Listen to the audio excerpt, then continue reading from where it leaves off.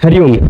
स्वागत है आप सभी का आज के इस व्याख्यान में। हम सभी लोग तर्क संग्रह का अध्ययन कर रहे हैं और तर्क संग्रह का अध्ययन करते हुए अब तक हमने गुरुत्व का लक्षण पढ़ लिया है। गुरुत्व क्या कहलाता है यह जान लिया है।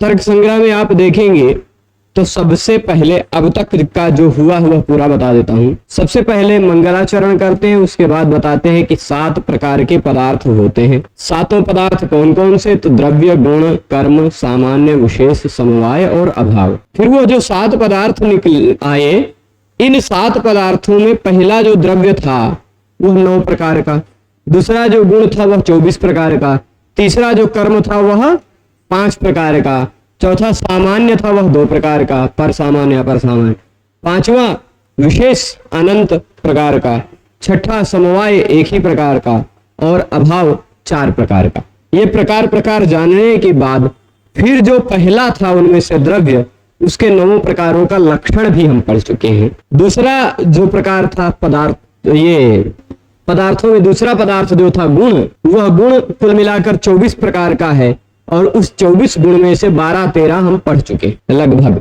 तो रूप, रस, गंध, स्पर्श, संख्या, परिमाण, पृथक्त्व, संयोग, विभाग, परत्व, अपरत्व, गुरुत्व, 12 पढ़ चुके हैं।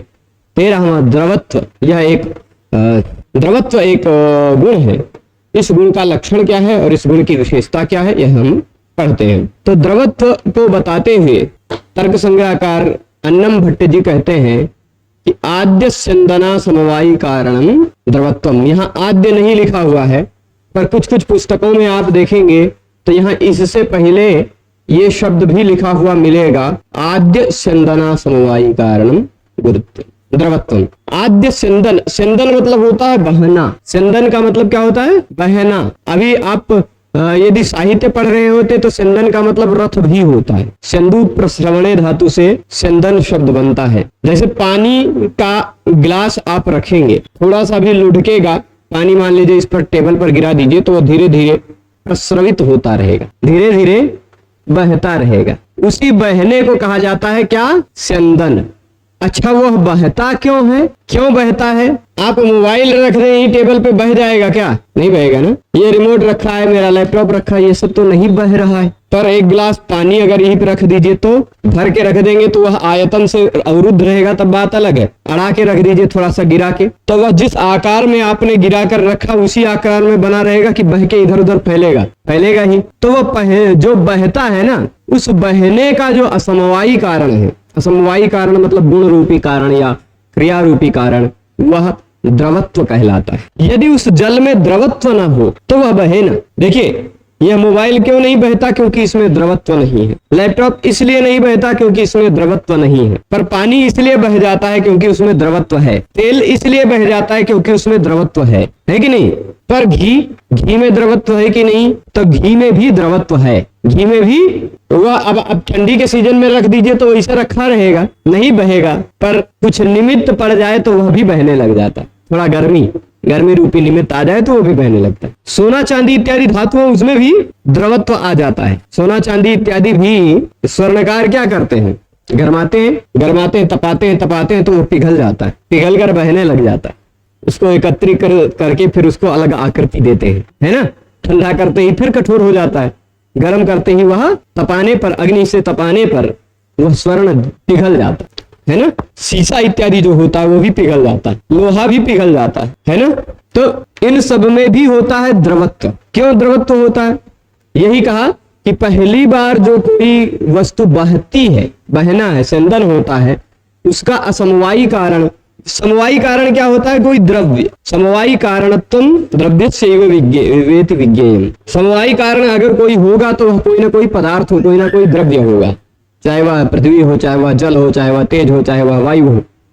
द्रव्य ही समवायी कारण हो सकता है। पर असमवायी कारण गुण भी हो सकता है, क्रिया भी हो सकती है। ठीक है, तो इसलिए यहाँ असमवायी कारण कह रहे हैं, या ऐसा कह दीजिए खाली शॉर्ट शब्द में। अभी समवायी कारण, असमवायी कारण और निमित्त कारण हम आपको नहीं समझाए हैं। जब समझाएंगे तो यह अपने आप समझ में आ जाएगा। अभी खाली इतना ही समझ लीजिए, कोई भी वस्तु बहती है तो उसके बहने का जो पहला कारण होता है वह द्रवत्व होता है। पहली बार बहने का जो कारण होता है वह द्रवत्व होता है। उसमें यदि द्रवत्व ना रहे तो वह वस्तु बह नहीं सकती, यह तात्पर्य है। ठीक, अब यह द्रवत्व कहाँ कहाँ रहता है? प्रत्येक गुण मैंने बताया था कि ये जो 24 गुण हैं, यह 24 गुण इसलिए हैं क्योंकि यह पृथ्वी इत्यादि 9 द्रव्यों में रहते हैं। यदि वह किसी द्रव्य में न रहे तो वह गुण हो ही नहीं सकता। प्रत्येक गुण किसी न किसी द्रव्य में रहते ही हैं। जैसे रूप हमने देखा था, पृथ्वी में भी था, जल में भी था, तेज में भी था, है ना। रस देखा था, पृथ्वी और जल में था। गंध केवल पृथ्वी में था। स्पर्श पृथ्वी जल तेज वायु चारों में था। शब्द पृथ्वी जल तेज वायु आकाश सब में, है ना। तो ऐसे ही यह कहां कहां रहता है द्रवत्व, तो कहा पृथ्वी, अप और तेज, इन तीनों में रहता है। पृथ्वी में भी रहता है, जल में भी रहता है और तेज में भी रहता है। ठीक, पृथ्व्यप तेजो वृत्ति, पृथ्वी जल और तेज इन 3 जगहों पर यह यानी द्रवत्व नामक गुण रहता है। और यह द्रवत्व पृथ्वी में भी रहता है, यानी पृथ्वी भी कभी कभी द्रवीभूत हो जाया करती है, बहने लगती। जल तो द्रवित रहता ही है, द्रवीभूत रहता ही है, और तेज भी कभी कभी द्रवित होता है। द्रवत्व तेज में भी आता है।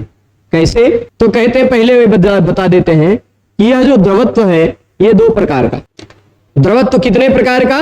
2 प्रकार का। कौन कौन सा 2 प्रकार का द्रवत्व? करे तद द्विविधम। तद मतलब वह, द्विविधम यानी 2 प्रकार का होता है, वह 2 प्रकार का होता है। कौन कौन से 2 प्रकार का? तो कहेंगे सांसिद्धिकम नैमित्तिकम च। द्रवत्व नामक जो गुण है, 24 गुण में से 13वां गुण जो द्रवत्व गुण है वह 2 प्रकार का होता है। कौन कौन सा 2 प्रकार का द्रवत्व?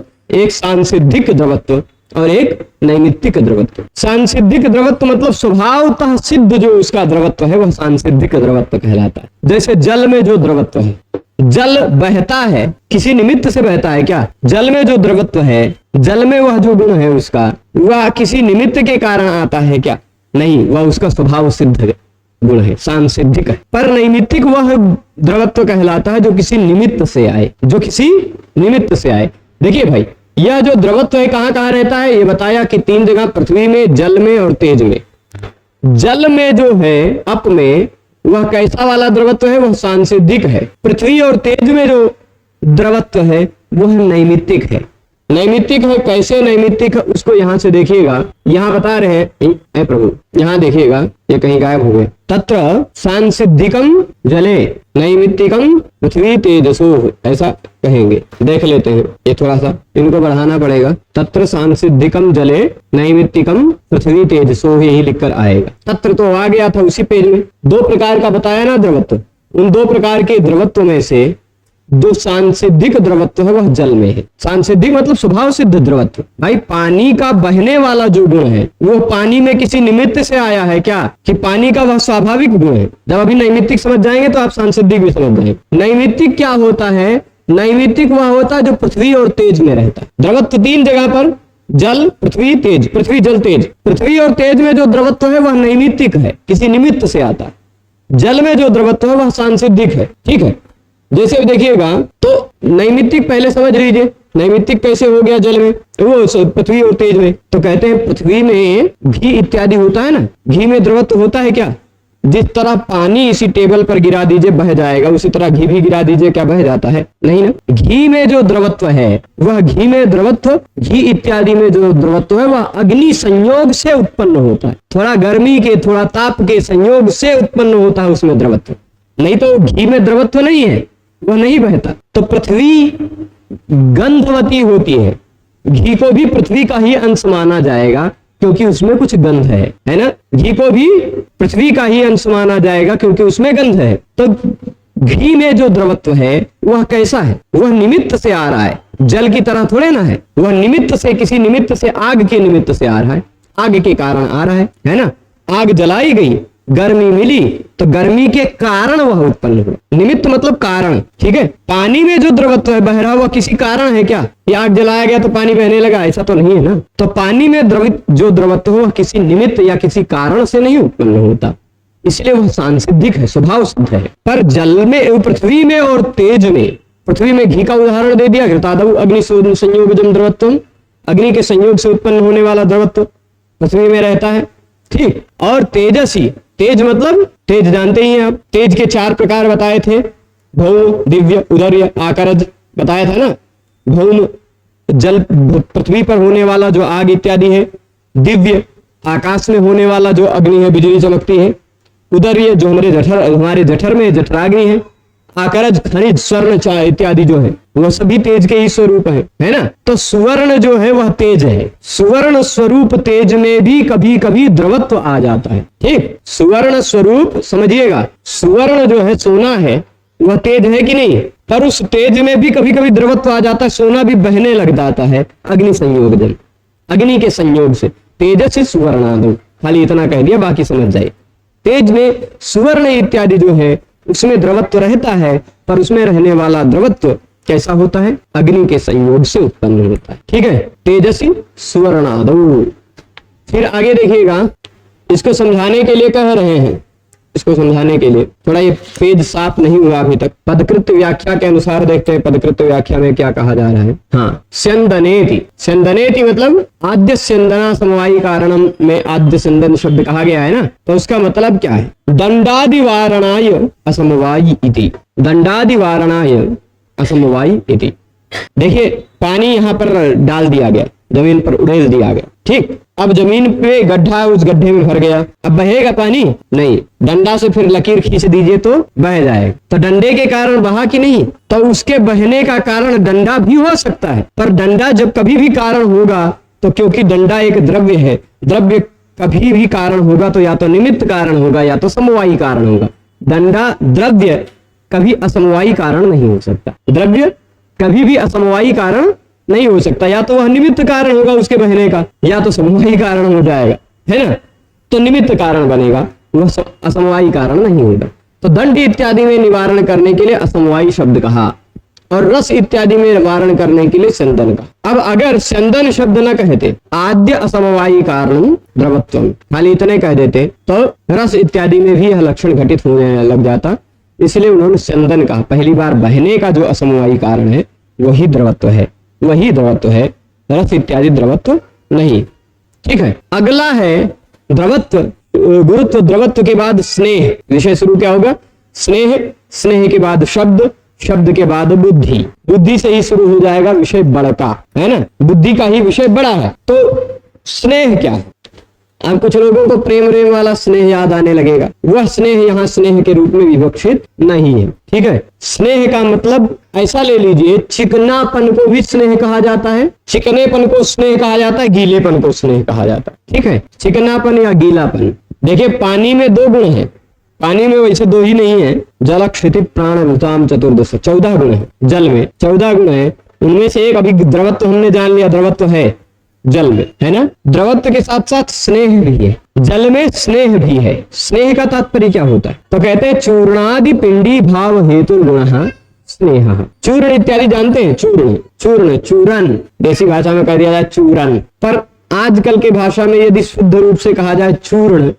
आटे को मान लीजिए चूर्ण, आटा चूर्ण फॉर्मेट में ही तो रहता है आटा, उस आटे को हम लोग जल डालते हैं तो क्या हो जाता है, एक पिंड बन जाता है ना, रोटी बनाने के लिए पिंड बना लेते हैं उसका। तो उस चूर्ण इत्यादि को पिंडी भाव, पिंडी भाव में ची प्रत्यय लगा हुआ, उसका मतलब वो जो पहले पिंड नहीं था अब पिंड बन गया। क्या आप आटे को वैसे ही बिना पानी के सहारे पिंड बना सकते हैं, नहीं बना सकते। तो आटे में कोई ऐसा गुण लाना पड़ेगा, कोई ऐसा गुण लाना पड़ेगा जिससे वह पिंड बन जाए, और वह गुण कौन सा है, वह गुण है स्नेह। स्नेह को कहते हैं गीलापन या चिकनापन। ठीक है, तो चूर्ण इत्यादि को पिंड के रूप में परिवर्तित करने के हेतुभूत जो गुण है वह गुण स्नेह कहलाता है, और यह स्नेह गुण केवल जल मात्र में रहता है, केवल जल मात्र में रहता है स्नेह। तो स्नेहम लक्ष्यति। अब न्याय बोधिनी देख लीजिए। अब स्नेह शब्द पहले केवल जल के अर्थ में ही प्रयुक्त होता था, आजकल तेल इत्यादि के चिकनेपन को भी स्नेह कहा गया है। प्रस्निग्धा क्वचिदिंगुदी फलभिदः सुच्यन्त एवं फलाः,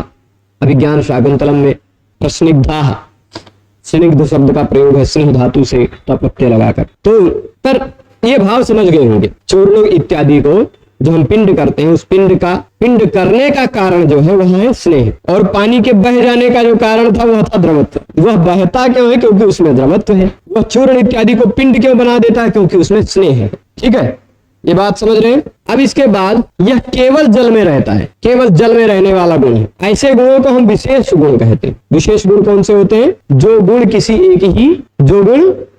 एक ही द्रव्य में रहते हों, ऐसे गुण को विशेष गुण कहा जाता है। ठीक है, जैसे नैमित्तिक इसका भेद नहीं बताया कि ये सांसिधिक है या नैमित्तिक है, इस तरह नहीं चर्चा की है इसकी, यह नैमित्तिक मत समझिएगा। वहां जो पिंड बन गया है वह निमित्त से आया है, जल के कारण आया है, ऐसा कह सकते हैं। वह चूर्ण बनका चूर्ण था, उस चूर्ण को पिंड बनाने का जो निमित्त बना वह स्नेह बना। ठीक, तो निमित्त यानी कारण। तो वह पिंड बनना नैमित्तिक हो सकता है पर स्नेह नैमित्तिक नहीं है। ठीक, ऐसा समझिए। तो स्नेह जो है वह एक विशेष गुण है जो चूर्ण इत्यादि को पिंडी भाव में परिवर्तित कर देता, पिंड के रूप में परिवर्तित कर देता। न्याय बोधनी में देखते हैं स्नेहम लक्षयति, स्नेह को लक्षित कर रहे हैं, स्नेह का लक्षण बता रहे हैं। चूर्णादिति, चूर्ण इत्यादि शब्दों से स्नेह का लक्षण बता रहे हैं।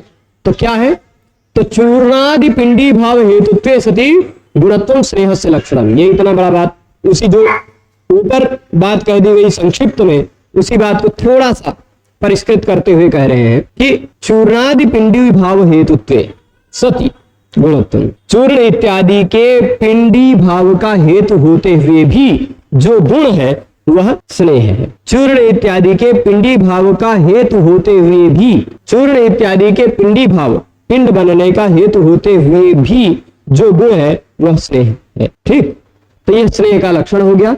पिंडी भावो नाम, पिंडी भाव किसे कहते हैं, तो बता रहे पिंडी भावो नाम चूर्णादि धारणार्थ कर्षण हेतु भूतो विलक्षण संयोग। कह रहे हैं कि पिंडी भाव क्या है, चूर्ण इत्यादि है ना, चूर्ण इत्यादि को आप हाथ में धारण कर सकते हैं, हाथ में धारण करेंगे तो भुरभुरा के गिर जाएगा, पर उस धारण और आकर्षण इत्यादि का हेतु एक विलक्षण संयोग, उसको इसमें एक ऐसा संयोग हो जाएगा कि आप ढेर सारा चूर्ण हाथ में रख सकते हैं। उतना चूर्ण आप बिना स्नेह के नहीं रख सकते, है ना, हाथ में उतना चूर्ण नहीं आएगा आपके, जितना भी आएगा भुरभुरा के गिर जाएगा। पर अगर उसमें ऐसा कोई विलक्षण संयोग आ जाए, कैसा विलक्षण संयोग आ जाए, जो उसमें उन सबको एक दूसरे के प्रति आकर्षण कर दे और वह धारण के योग हो जाए। ठीक है, तो ऐसा विलक्षण संयोग क्या कहलाता है, पिंडी भाव कहलाता है। ये सब पंक्तियां न्याय बोधनी की हैं, न्याय बोधनी को भी जल्दी से देखते हैं। बहुत ज्यादा विस्तार तो मूल हमें करना है, मूल का बहुत ज्यादा टीकाओं में नहीं जाना है, पहले मूल तो समझ जाएं। फिर तादृश संज्ञे संयोगे स्नेहस्यैव असाधारण कारणत्वम्, वैसा संयोग, वैसा जो संयोग हुआ कि हाथ में धरने लायक हो गया, उस संयोग के प्रति कारण कौन निकला, असाधारण कारण, स्नेह ही, गीलापन ही, है ना।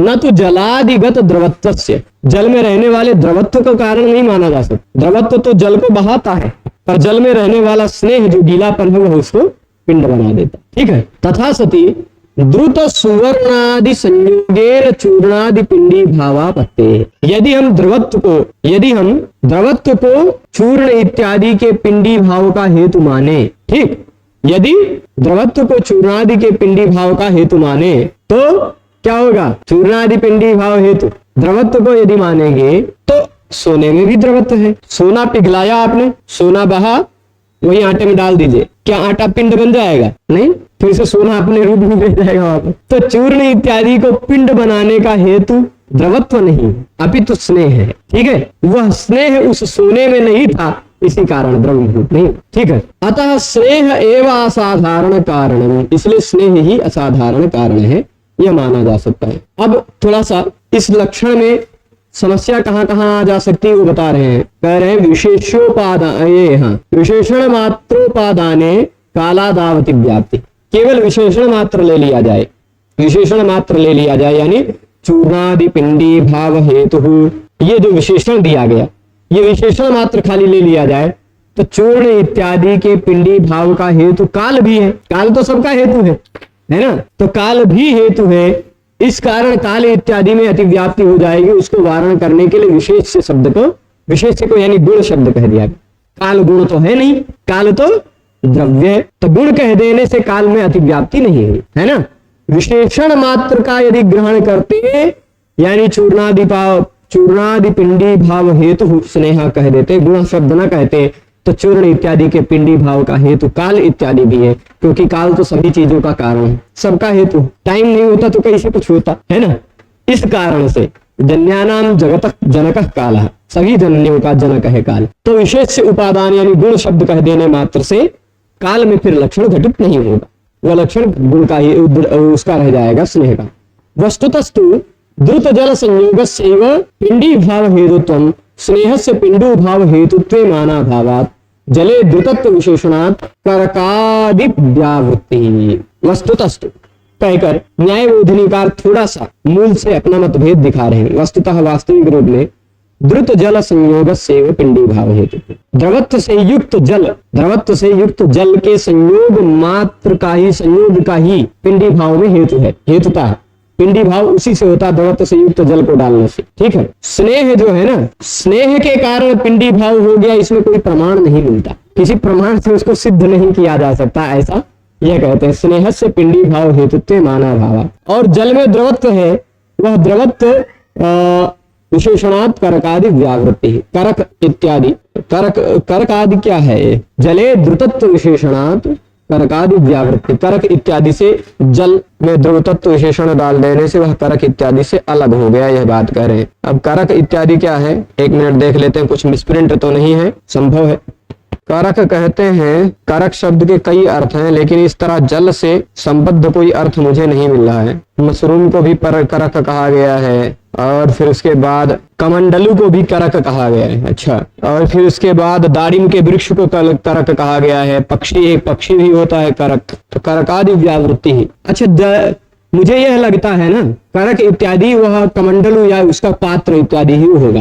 ठीक, पानी का जो पात्र है वह भी स्नेह के से वो चूर्णादि के पिंडी भाव का हेतु हो सकता है। गिलासवा नहीं होता तो पानी किससे डालते, तो द्रुतत्व विशेषण, द्रवत्व से युक्त विशेषण डाल देने मात्र से वह ग्लास कारण नहीं रह जाएगा, क्योंकि उस ग्लास में द्रवत्व नहीं है, द्रवत्व तो जल में। ठीक है, ऐसा इनका मत हो जाएगा। पदकृत्य देख लेते हैं। पदकृत्य व्याख्या केवल शब्दों की सार्थकता को बताने के लिए होता है। यहाँ कौन कौन सा शब्द है, उसकी क्या सार्थकता, उसको बताते हुए कहते हैं चूर्णादीति, चूर्णे पिष्टम तदेवादिर यस्य। चूर्णम पिष्टम, चूर्ण किसे कहते हैं, पिष्ट को कहते हैं, पिसान को, देसी भाषा में कहते हैं पिसान।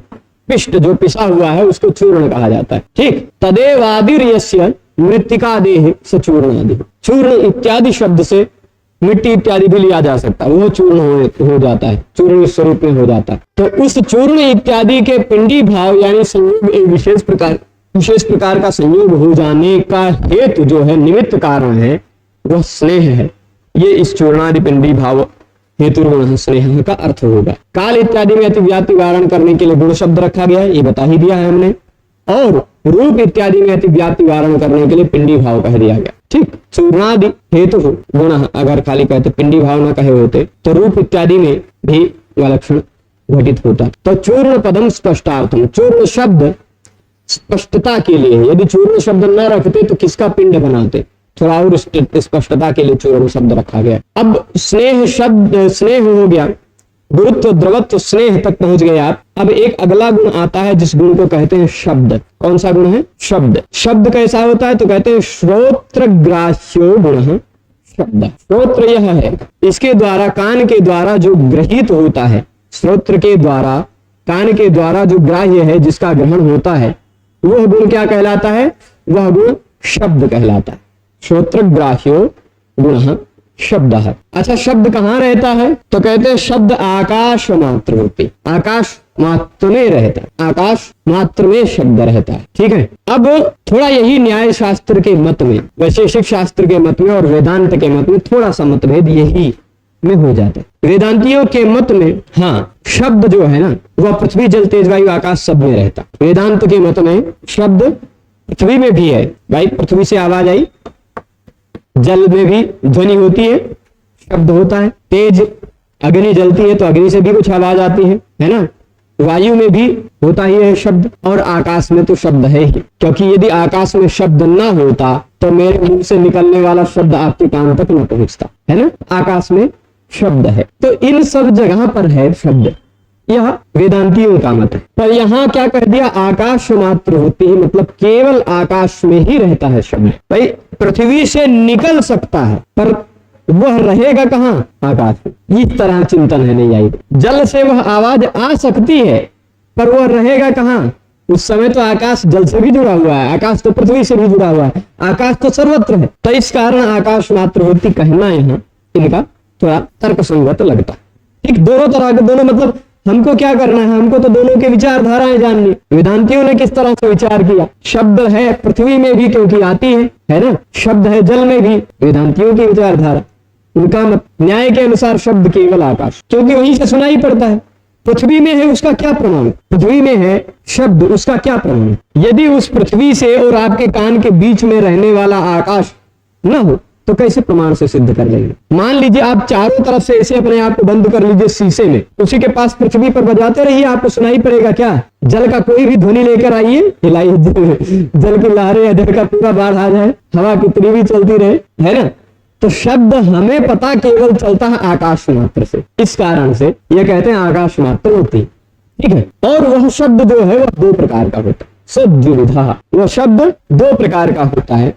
कौन कौन से दो प्रकार होते हैं उस शब्द के, तो कहते हैं ध्वन्यात्मक होता है और वर्णात्मक होता है। कुछ शब्द होते हैं जो ध्वन्यात्मक होते हैं, जैसे हारमोनियम बजाते हैं तो टीपू टीपू ये सब आवाज आती है ना, वो जो आवाज आती है संगीत की वो ध्वनि है, उसमें कोई शब्द, हाँ आपको चलो शब्द भी निकाल लेते हैं, मतलब उस किसी गाने का राग बज जाए तो उस राग से कुछ लोग शब्द ही समझ जाया करते हैं, पर वस्तुतः उसमें वो शब्द नहीं होता, उसमें कोई ध्वनि होती है, वर्ण नहीं होता। ध्वन्यात्मक नदी झरने इत्यादि का आवाज हो गया, है कि नहीं, या अनुपादान शब्द जिसको वाक्य पदीय में अनुपादान शब्द कहा गया है, जिसका व्याकरण शास्त्र में उपादान नहीं किया गया, ऐसे शब्द। पंखा चल रहा है, इसका हरा हरा जो आवाज आ रहा है ना, यह भी ध्वन्यात्मक है, कुछ ध्वनि है। आप शाम के समय निकलिए, आसपास कुछ घास वास हो, खेत का क्षेत्र हो, तो कुछ छोटे छोटे कीड़े बोलते रहते हैं, है ना, वो ध्वनि है, ध्वन्यात्मक। ऐसे बहुत सारे आपको उदाहरण मिल जाएंगे जो ध्वन्यात्मक, और कुछ ऐसे वर्णात्मक भी होते हैं शब्द। तो ध्वन्यात्मक कौन है, तत्र ध्वन्यात्मक भेर यादव, ध्वन्यात्मक कहाँ रहता, भेरी इत्यादि में, भेरी कहते वाद्य यंत्रों को, ठीक, वाद्य यंत्र जो होते हैं हारमोनियम, तबला इत्यादि, मृदंग इत्यादि, इन सब में जो शब्द होता है वो ध्वन्यात्मक होता है, वो ध्वन्यात्मक होता है, उसमें वर्णात्मक नहीं होता। आ आ इ ई उ ऊ ये सब जैसे हम बोल रहे हैं स्पष्ट, वैसे वह नहीं बोलता, वो ढम ढम ढम ढम है ना। तो ध्वन्यात्मक जो होता है वो भेरी इत्यादि में, और वर्णात्मक जो शब्द होता है वो संस्कृत भाषा इत्यादि के रूप में रहता। भेरी मृदंग विरुतई ही ऐसा प्रयोग है, भेरी कहते हैं हारमोनियम इत्यादि वाद्य यंत्र को, ठीक है। अब इसे भेरी शब्द एक प्रकार का वाद्य यंत्र ही है। ततः शंखाश्च भैर्यश्च पणमानक गोमुखा सहसैवाभ्यन्यन्त सशब्दस्तु निरोभवत्, वहां और भी भेरी मृदंग विरुतई है, वहां भेरी शब्द का प्रयोग है। पर अब यह भेरी कौन से प्रकार का वाद्य यंत्र होता है, हम संगीत वाले तो व्यक्ति है नहीं, तो इससे कोई लेना देना रहा नहीं है, पर देख लेते हैं। पर ऐसा ही मतलब हारमोनियम की ही कोटि का कोई वाद्य यंत्र है भेरी, जिसको दुंदुभी भी कहते हैं, आनक भी कहते हैं। अच्छा, कोणो वादन दंड स्याद भेरी दुंदुभिरिष्यते। अच्छा, भेरी का मतलब होता है वाद्य विशेष, बड़ा ढोल या नकारा, ऐसा शब्दकोश, हिंदी शब्दकोश जो है उसके अनुसार पता चलता है। बड़ा ढोल जो होता है उसको भेरी शब्दम कृत्वा तु यस्तु माम प्रतिबोधयेत् बधिरो जायते भूमे जन्मई कंचन संशय। अच्छा, भेरी वही एक प्रकार का विशेष प्रकार का ढोल होता है, हारमोनियम टाइप का नहीं, मतलब कोई वाद्य यंत्र है, संगीत वाले तो आदमी है नहीं। तो वो जो भेरी इत्यादि की ध्वनि होती है, वाद्य यंत्रों की ध्वनि होती है, वह कैसी होती है, वो वर्णात्मक नहीं होती, वो ध्वन्यात्मक होती है, ध्वनि खाली रहती। और वर्णात्मक कौन होती है, जिसमें आ आ इ ई इत्यादि वर्णों का प्रयोग होता है, वह संस्कृत भाषा इत्यादि का के रूप में होती है, ठीक है। तो ये बात समझ गए होंगे शब्द के दोनों प्रकार। अब इसको थोड़ा सा इसकी पदकृत इत्यादि व्याख्या में न्याय बोधरी में क्या कह रहे हैं वो भी देख लेते हैं, इधर मिलेगा न्याय बोधरी में। देखिए, शब्दम लक्षयति, शब्दम लक्षयति, शब्द का लक्षण बनाया जा रहा है, शब्द को लक्षित किया जा रहा है, क्या कहकर, श्रोत्रग्राह्य इति, श्रोत्रग्राह्य गुणः शब्दः, ऐसा कह करके शब्द को लक्षित किया जा रहा है। श्रोत्रग्राह्यो गुणः शब्दः, ऐसा कहकर किसको लक्षित किया जा रहा है, शब्द को। अच्छा, तो श्रोत्र से, कान से ग्राह्य होता है शब्द भी और शब्दत्व भी। जैसे आंखों से हम मनुष्य को भी देख रहे हैं, मनुष्यत्व को भी देख रहे हैं, है ना। तो शब्द में रहने वाला जो धर्म शब्दत्व है, वो शब्दत्व भी कान से ग्रहित होता है, श्रोत्र ग्राह्य वो भी है ना। जैसे हम आंख से रूप को देखते हैं तो रूपत्व को भी देख लेते हैं, है ना। नाक से गंध को सूंघते हैं तो गंधत्व का भी ग्रहण होता है, साथ ही साथ मुख से रस का, जिह्वा से रस का ग्रहण होता है तो रसत्व का भी ग्रहण हो जाता है, साथ ही साथ रस में रसत्व है ही। तो वैसे ही शब्द में रहने वाला शब्दत्व भी है। अगर शब्द का ग्रहण कर रहे हैं तो शब्दत्व का तो ग्रहण हो ही रहा है अपने आप, है कि नहीं। तो शब्दत्व का भी कान से ग्रहण हो जाने के कारण शब्दत्व भी हो गया श्रोत्रग्राह्य, शब्दत्व भी श्रोत्रग्राह्य हो गया कि नहीं। तो अगर खाली इतने कह देते श्रोत्रग्राह्य शब्द गुण न कहते, यदि केवल इतने कह देते श्रोत्रग्राह्य शब्द गुण न कहे होते तो समस्या आती कि नहीं। श्रोत्रग्राह्य शब्द कह देते केवल, तो श्रोत्र से ग्राह्य शब्द ही नहीं है, शब्दत्व ही। तो शब्द का लक्षण शब्दत्व में भी घटित होने लग जाता। आप कहेंगे कहाँ समस्या है? समस्या है, मनुष्य का लक्षण मनुष्यत्व में घटित होने लग जाए, गो का लक्षण गोत्व में घटित होने लग जाए तो समस्या है, समस्या है। अभी पता चलेगा, क्योंकि शब्दत्व कोई गुण नहीं है ना, शब्दत्व तो जाति है ना, शब्दत्व तो सामान्य है, सामान्य कहा जा सकता। तो अब शब्दत्व में अतिव्याप्ति ना हो जाए इसके लिए गुण शब्द कह दिया। जब गुण शब्द कह दिया तो श्रोत्र ग्राह्य गुण की बात चल रही है, जाति की बात नहीं चल रही, सामान्य की बात नहीं चल रही है। तो भले ही शब्दत्व भी श्रोत्र ग्राह्य है पर वह गुण नहीं है ना, गुण तो शब्द ही है। इति अच्छा वह जो शब्द होता है श्रोत्र ग्राह्य सत्रिविधा संयोग विभाग जहां शब्दजश्चेति, जो शब्द होता है ना, शब्द, वह शब्द 3 प्रकार का होता है। अभी ऊपर बताया 2 प्रकार का, ध्वन्यात्मक वर्णात्मक। अब 3 प्रकार का, जैसे इसे कह सकते हैं ना, आई यहाँ 1 प्रकार के छात्र हैं, सब ब्राह्मण वटुक हैं ऐसा कह सकते हैं। और हम ऐसे भी कह सकते हैं यहाँ नहीं 2 प्रकार के छात्र हैं, कुछ मंदिर में रहते हैं कुछ बाहर रहते हैं, कह सकते हैं कि नहीं। और ऐसा भी कह सकते हैं नहीं भाई यहाँ 3 प्रकार के छात्र हैं, कुछ मंदिर से आते हैं, कुछ कमरा से आते हैं और कुछ अपने घर से आते हैं, है ना। ऐसे भी कह सकते हैं यहाँ 4 प्रकार के छात्र हैं, कुछ पैदल आते हैं, कुछ मोटरसाइकिल से आते हैं, कुछ साइकिल से आते हैं और कुछ दूसरे की गाड़ी में बैठ के आते हैं। हम लगा इसे कुछ तरह से कहने पर और वर्गीकरण किया जा सकता है। तो वही बात यहाँ है, शब्द है वह 2 ही प्रकार का, पर थोड़ा सा उसको दूसरे तरह से, दूसरे दृष्टिकोण से कह रहे हैं। तो वो शब्द जो होता है ना, वो शब्द 3 प्रकार का कैसे हो जाएगा? संयोग के कारण, संयोग से उत्पन्न होने वाला शब्द, विभाग से उत्पन्न होने वाला शब्द और शब्द से उत्पन्न होने वाला शब्द। जैसे ढेरी है, ढेरी वाद्य यंत्र गले में लटका हुआ है, मान लीजिए हमारे हाथ में 2 डंडा है, जब तक उस डंडे का उस ढेरी के साथ संयोग नहीं होगा तब तक शब्द कहां से आएगा? तो यह जो शब्द आया यह संयोगज है तो ध्वन्यात्मक ही, लेकिन जब तक संयोग नहीं होगा तब तक आएगा कहां? दोनों का संयोग जिस क्षण होगा उसी क्षण वह ध्वनि आएगी। तो वही बात क्या कह रहे हैं, यथा भेरी दंड संयोग जन्यो भामकारादि शब्द, भाम भाम शब्द आता है ना, भामकार इत्यादि जो शब्द आता है भेरी में से, वो शब्द है संयोगज शब्द है। ठीक, हस्ताभिघात संयोगादि जन्यो मृदंगादि शब्द, मृदंग इत्यादि शब्द हाथ के संयोग से, डंडे के संयोग से नहीं तो हथवे के संयोग से ही हो जाता है। संयोग करेंगे तभी शब्द आएगा।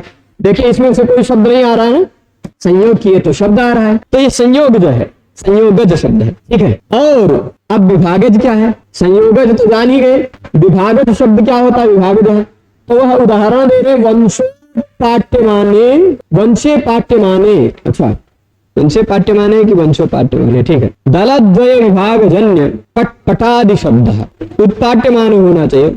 बांस का पेड़ उखाड़ा जाता है या कोनो पेड़ काटा जाता है या कुछ टूट के गिरता है ना, तो चटर चटर आवाज आती है, वो विभाग के कारण है। कोनो पेड़ टूट के गिर गया तो उस पेड़ का, पेड़ की कोई डाली टूट के गिर गई तो उस पेड़ का उस डाली के साथ विभाग हो गया, विभाग हो गया, तो उस विभाग से भी शब्द आया, आवाज आई, चड़ाक से आवाज आई, पट पट आवाज आई, है ना जी। किसमें? संयोगज या विभागज, या अभी तीसरा प्रकार का बताएंगे ना, कौन सा? संयोगज, विभागज और शब्दज। पहले तीनों समझ लीजिए फिर आप प्रश्न दीजिएगा, और यदि बचा रह जाए आपका प्रश्न तो ठीक है। तो संयोगज समझ गए, विभागज समझ गए। विभागज मतलब वंशे पाठ्यमाने दलद्वय विभाग जन्य है, 2 दल का विभाग हो गया तो उससे कुछ शब्द आते हैं, पटपटा इत्यादि शब्द आते हैं, जो फटफटा पटपटा जो कुछ भी शब्द आते हैं वो शब्द। और शब्दोत्पत्ति देशमारभ्य कर्ण विवर पर्यंतम बीची तरंग न्यायेन कदम्ब मुकुल न्यायेन वा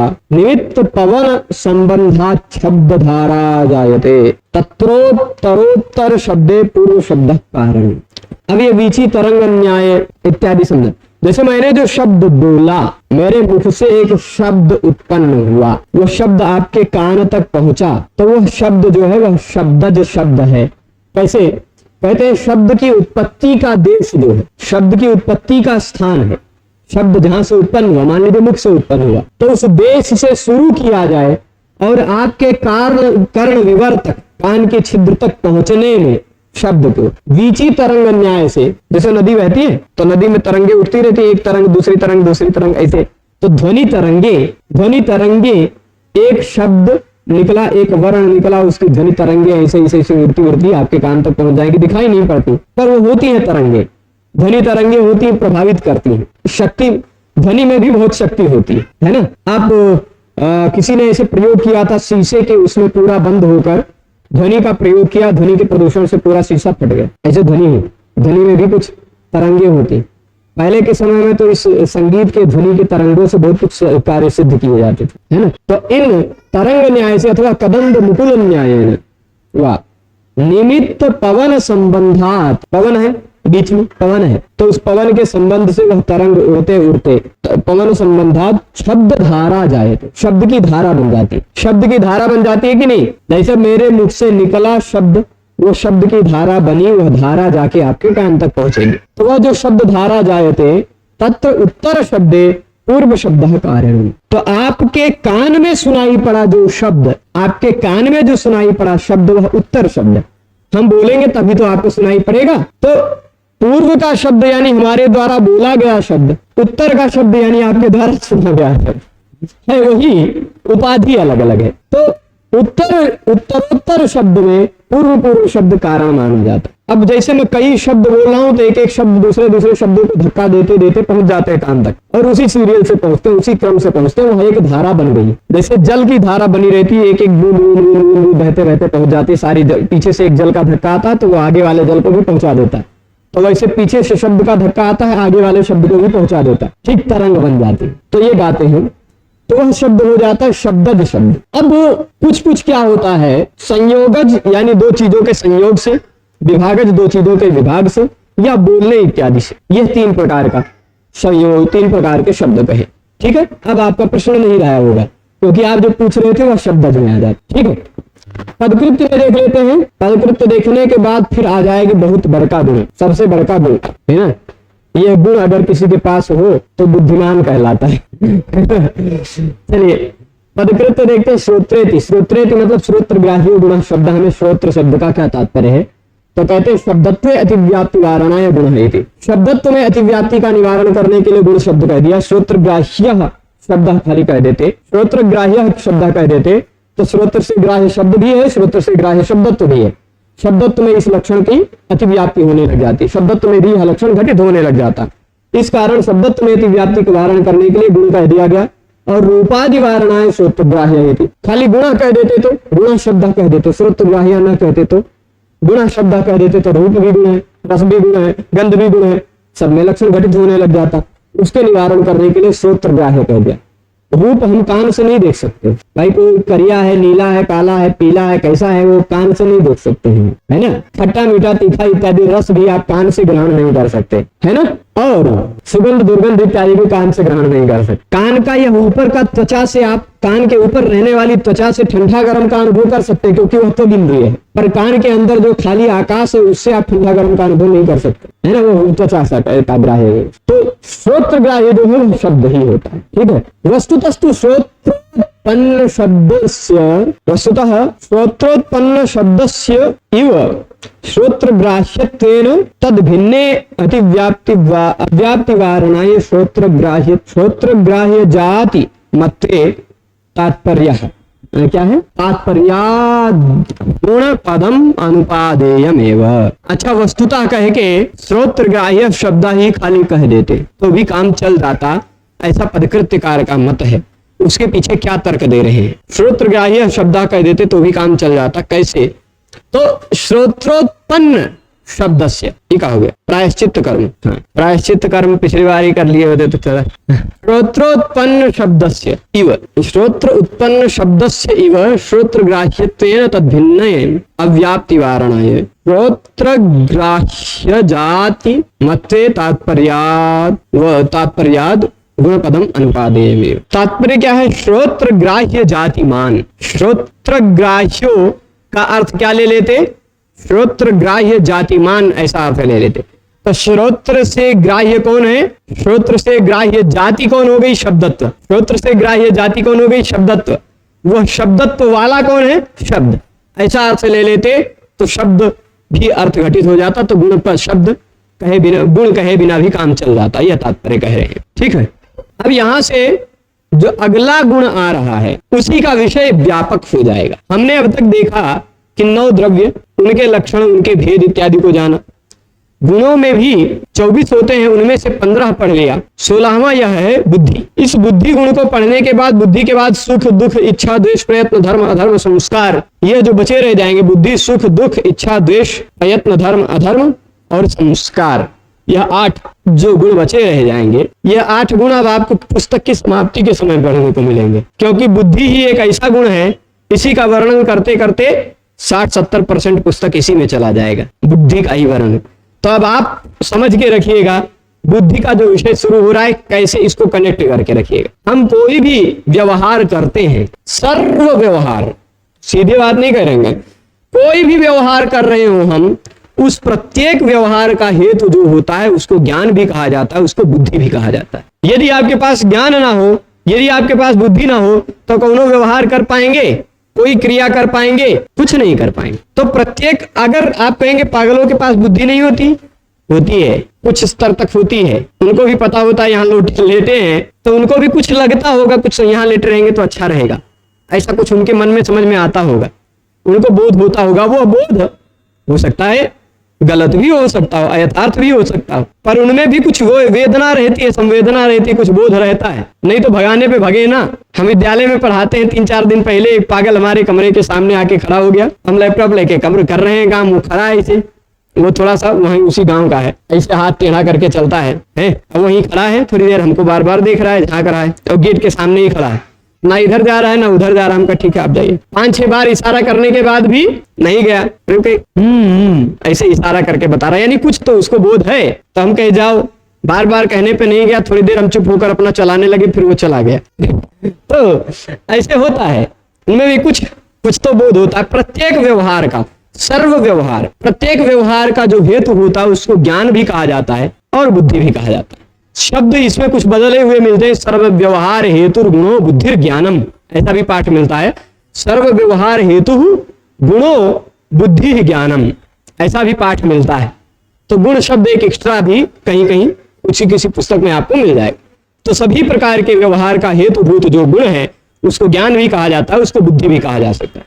न्याय शास्त्र का जो सूत्र है गौतम मुनि के द्वारा लिखा हुआ न्याय सूत्र, उस न्याय सूत्र में कहा गया बुद्धिर उपलब्धिर ज्ञानम इत्यनर्थांतरम। 3 पर्यायवाची शब्द लिखे हैं, बुद्धि, उपलब्धि और ज्ञान। ये तीनों पर्यायवाची शब्द हैं। जो बुद्धि है वही ज्ञान है, वही उपलब्धि भी है। आपके पास इस विषय की उपलब्धि है, यानी इस विषय का ज्ञान है। यह विषय आपकी बुद्धि में आपको उपलब्ध है, यानी यह विषय आपको बुद्ध है, आपको ज्ञात है, ठीक है। तो सर्व व्यवहार, सभी प्रकार के व्यवहार का हेतु जो है वह ज्ञान है, वही बुद्धि है। ज्ञान और बुद्धि दोनों पर्यायवाची शब्द होते हैं। वह 2 प्रकार का होता है, स्मृति और अनुभव। स्मृति और अनुभव। अब क्या होता है स्मृति, क्या होता है अनुभव? यहीं से भेद शुरू होता है, यहीं से इसके प्रकारों का वर्णन शुरू होता है। केवल अभी यही 2 प्रकार को मैं खाली संक्षेप में बता देता हूं। स्मृति क्या है, अनुभव क्या है, आगे बताएंगे। यद्यपि संस्कार मात्र जन्यम ज्ञानम स्मृति तद भिन्नम ज्ञानम अनुभव, अभी आगे बताएंगे। पर फिर भी मैं आपको बता दूं, स्मृति वह है, स्मृति वह है, मान लीजिए आप देखते हो, रोज धूप से चल के आते हो यहाँ पढ़ने, और यहीं टेबल पे एक बड़ा सा घड़ा रखा हो, उस घड़े में ऊपर से कपड़ा उपड़ा लपेटा हो, गीला गीला रखा हो, उसमें कपड़ा भी, उसके अंदर पानी भी भरा हो, टोटी भी लगा हो, है ना। तो अब उस घड़े को आप आएंगे तो पानी पिएंगे। 2-3 दिन मान लीजिए देख लिया आपने उस घड़े को, 2-3 दिन वह जो आप घड़े को देख रहे हैं, तो देखने से जो ज्ञान हो रहा है वह अनुभव है। परंतु अब किसी दिन आए यहाँ सफाई उफाई हो रही थी तो सफाई उफाई होते होते वो घड़ा लुढ़क के फूट गया मान लीजिए, और उस दिन आप शाम को आए पढ़ने तो आपको वह घड़ा नहीं दिखाई पड़ा, फिर भी वहां पर घड़े की आकृति आपको आपकी बुद्धि प्रकट करके देगी, यहीं पे घड़ा रखा था। वह है स्मृति, उसी को कहा जाता है स्मृति, याद आना। वह भी एक ज्ञान है। स्मृति भी यथार्थ और अयथार्थ दो प्रकार की होती है, ज्ञान भी और वो अनुभव भी यथार्थ और अयथार्थ दो प्रकार का होता है। स्मृति यथार्थ और अयथार्थ कैसे दो प्रकार की होती है? यदि यथार्थ ज्ञान से हमें उत्पन्न होने वाली स्मृति है तो वह यथार्थ है, अयथार्थ ज्ञान से उत्पन्न होने वाली स्मृति है वह अयथार्थ है। जैसे अभी यहाँ इस हॉल से बाहर आप देखिए अंधेरा हो गया है, मान लीजिए आप नीचे उतर रहे हो और वहीं रस्ते में पड़ी हो रस्सी, और उस रस्सी पर पैर पड़ जाए आपका, पता चल जाए ये तो सांप है, आप उछल कर भगेंगे कि नहीं? भगेंगे। आपको ध्यान में, आपकी बुद्धि में यह ज्ञान चला गया। कैसा ज्ञान चला गया? यहाँ तो सांप है, ऐसा ज्ञान गया कि नहीं आपकी बुद्धि में? अब अगले दिन आएंगे, संयोग से उस दिन लाइट नहीं आया, आपके पास मोबाइल भी नहीं था, आप देख नहीं पाए। अगले दिन आए, सफाई उफाई हो चुकी थी, वो रस्सी नहीं पड़ी थी, तो आपको वहां पर याद आएगा यही सांप हुआ था। तो वह जो सांप की स्मृति आ रही है वह अयथार्थ स्मृति है, यथार्थ नहीं है, है ना। यहाँ जो घड़े की स्मृति आ रही थी वह यथार्थ स्मृति थी। जो यथार्थ ज्ञान से उत्पन्न होने वाली, यथार्थ अनुभव से उत्पन्न होने वाली, यथार्थ संस्कार से उत्पन्न होने वाली स्मृति है, वह स्मृति यथार्थ स्मृति है। अयथार्थ से उत्पन्न होने वाली वह अयथार्थ स्मृति है। तो स्मृति याद आना, जो वस्तु नहीं है फिर भी ध्यान में आ रही है, वह स्मृति है। या होने पर भी होता है तो उसको प्रत्यभिज्ञा कहा जाता है। और फिर जो आप सामने देख रहे हैं वह अनुभव है, ठीक। जो अभी मेरे मुख से सुन रहे हैं वो शब्दों का अनुभव हो रहा है आपको, ये अनुभव कहलाएगा, वो स्मृति नहीं कहलाएगी, ठीक है। तो ये स्मृति और अनुभव को पर पकड़ के रखिएगा। इससे आगे के विषय को, इसके और प्रकारों को, यथार्थ अनुभव के प्रकारों को, मतलब अनुभव, अब अनुभव का प्रकार आएगा, ये स्मृति और अनुभव। स्मृति का खाली लक्षण बता देंगे, अनुभव का लक्षण बता देंगे, फिर स्मृति को भूल जाएंगे, स्मृति को अंत में बताएंगे, छोटा सा ही विषय। अनुभव पर चले आएंगे और अनुभव ही बहुत बड़ा है। बुद्धि का जो दूसरा का प्रकार है अनुभव ना, वही अनुभव में इस ग्रंथ का 4 प्रकरण खत्म हो जाएगा, 4 चैप्टर, ठीक है। अनुभव मुख्य से 2 प्रकार के बताएंगे, यथार्थ अयथार्थ। यथार्थ 4 प्रकार का, प्रत्यक्ष अनुमिति उपमिति शब्द शाब्द, ठीक। अयथार्थ 3 प्रकार का, संशय विपर्य तर्क। वही सब प्रकार बताते बताते पूरा ग्रंथ इसमें आगे चलेगा। तो अब बुद्धि का विषय शुरू हो गया है। इस बुद्धि के अंतर्गत आने वाले विषयों को, आगे के विषयों को कल पढ़ेंगे। सभी लोग जुड़े रहे, उसके लिए बहुत बहुत धन्यवाद। नमो नमः।